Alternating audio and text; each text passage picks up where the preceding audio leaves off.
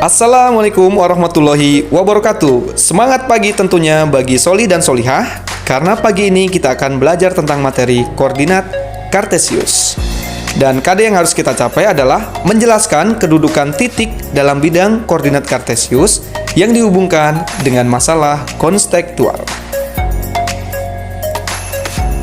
Kemudian, kompetisi dasar yang kedua adalah menyelesaikan masalah yang berkaitan dengan kedudukan titik dalam bidang koordinat Kartesius.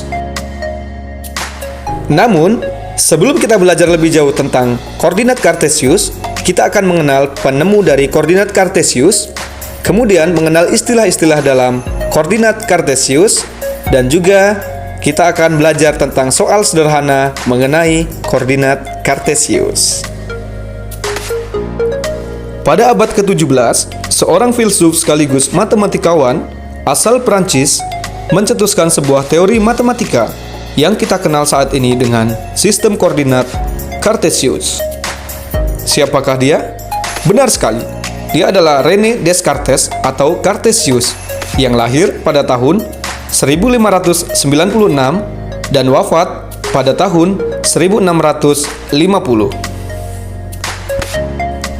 Nah, pada masa itu, orang-orang belum dapat menggambarkan suatu bentuk aljabar secara konkret.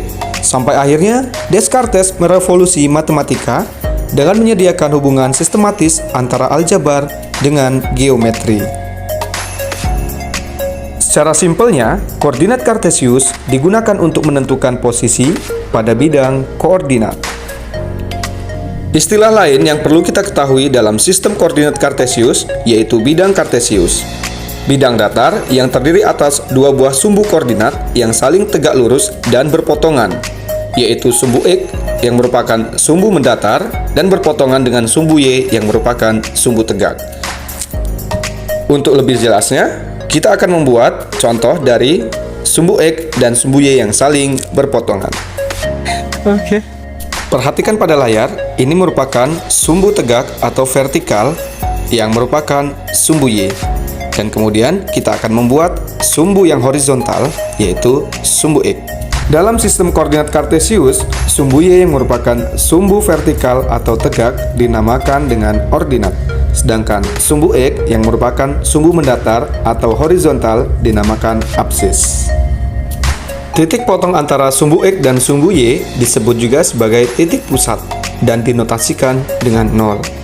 Jika diukur dari titik pusat pada sumbu X ke arah kanan, maka bernilai positif, sedangkan ke arah kiri bernilai negatif.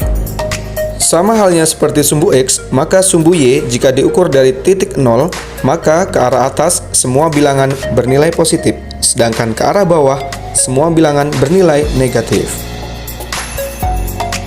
Selanjutnya, dalam bidang Kartesius, kita mengenal istilah kuadran, yaitu kuadran 1, kuadran 2, kuadran 3, dan kuadran 4. Pada kuadran 1, X dan Y bernilai positif. Pada kuadran 2, X bernilai negatif, dan Y bernilai positif. Pada kuadran 3, X dan Y bernilai negatif. Sedangkan pada kuadran 4, X bernilai positif, dan Y bernilai negatif. Fungsi pembagian kuadran pada bidang Kartesius ini sendiri yaitu untuk menentukan atau mencari titik koordinat. Baik, kini saatnya kita mencoba sebuah soal untuk mencari titik koordinat. Nah, misalkan tentukan titik koordinat pada bidang Kartesius berikut. Perhatikan pada bidang Kartesius tersebut terdapat titik E, F, dan G. Titik E berada pada kuadran 1 dan titik F pada kuadran 2, sedangkan titik G berada dalam kuadran 3. Pada titik E, sumbu yang berpotongan antara sumbu X dan sumbu Y adalah 2 dengan 2 dan bernilai positif semua ya, sehingga jawabannya adalah 2,2. Sedangkan pada titik F yang merupakan kuadran 2, nilai X adalah negatif, maka kita tulis min 2,1. Dan pada kuadran 3, yaitu titik G, semua bernilai negatif. Maka kita tulis pada titik tersebut yaitu min 3, min 3. Bagaimana Soli dan Solihah? Mudah sekali bukan menentukan titik koordinat pada bidang Kartesius? Kalau begitu, kita langsung mencoba pada latihan soal. Iya.